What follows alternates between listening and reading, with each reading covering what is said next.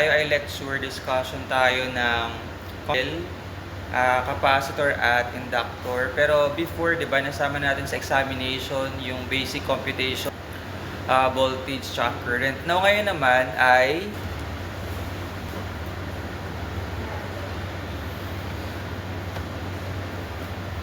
to P times L over A ng resistivity.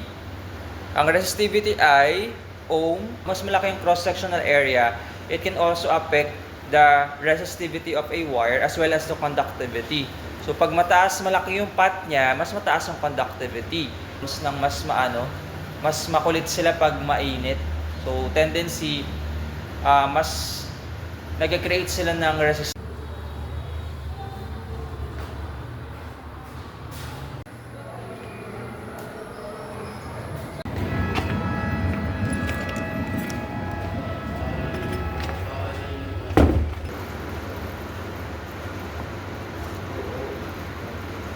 Total current. You can use Ohm's law given that you have total voltage already, then the total resistance. And you only need to divide voltage over resistance.